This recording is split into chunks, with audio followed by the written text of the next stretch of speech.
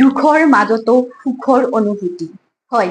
এই বানেধোৱা অঞ্চলবোৰত দুখৰ মাজতো এটা সুখৰ অনুভূতি। সেইদিনাখন সময় গগৈয়ে দুজনী প্ৰেগনেণ্ট লেডিক উদ্ধাৰ কৰিছে ৰাতি 2 বজাত। সেই মহিলাগৰাকীৰ হেনো ৰাতি 2 বজাত লেবাৰ পেইন আৰম্ভ হৈছিলে। সেইখিনি সময়ত ভাবকচোন, কোনো ডক্তৰ যোৱাৰ সুবিধা নাই, ডক্তৰ নাৰ্ছ একোৱেই নাই। সেইখিনি সময়ত যদি তেওঁ ঘৰতে সন্তান জন্ম দিবলগীয়া হ'ল, তেতিয়াহ'লে সন্তান আৰু মাক দুটাৰ কাৰণে হয়তো এটা বিপদজনক পৰিৱেশৰ সৃষ্টি হ'লে হয়। আৰু এনেই পৰিৱেশটো এটা লেতেৰা পৰিৱেশত জন্ম দিলে সন্তান আৰু মাক দুইটাৰ কাৰণেও বেয়া।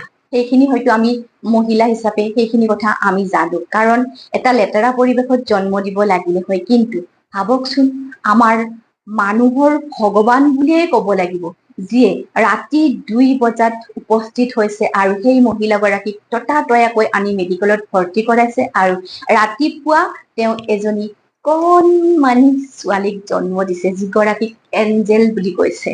এজনী সৰু অকমানি এঞ্জেলক জন্ম দিছে আৰু নাম দিছে, তেওঁৱেই নাম ৰাখিছে। ভাবকচোন, তেওঁ কেনেদৰে মানুহক সহায় কৰিছে। আৰু নাম দিছে নিৰ্জু খাতুন। নামটো যে এটা কি অনুভূতি জাগে, নিৰ্জু খাতুন। গতিকে এনেদৰে হয়তো মানুহৰ মাজত ভগৱান আহি দেখা দিব নোৱাৰে। আমি সকলোৱে কওঁ ভগৱানে আমাক আহি দেখা দিব নোৱাৰে।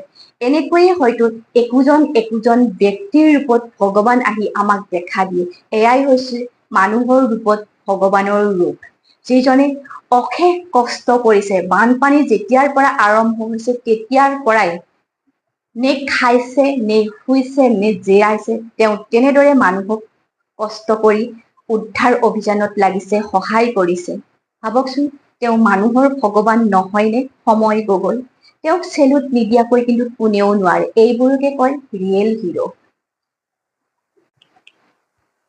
দুখৰ মাজতো সুখৰ অনুভূতি হয়।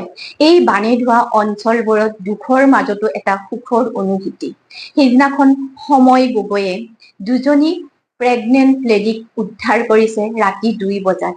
সেই মহিলাগৰাকীৰ হেনো ৰাতি 2 বজাত লেবাৰ পেইন আৰম্ভ হৈছিলে। সেইখিনি সময়ত ভাবকচোন, কোনো ডক্তৰ যোৱাৰ সুবিধা নাই, ডক্তৰ নাৰ্ছ একোৱেই নাই।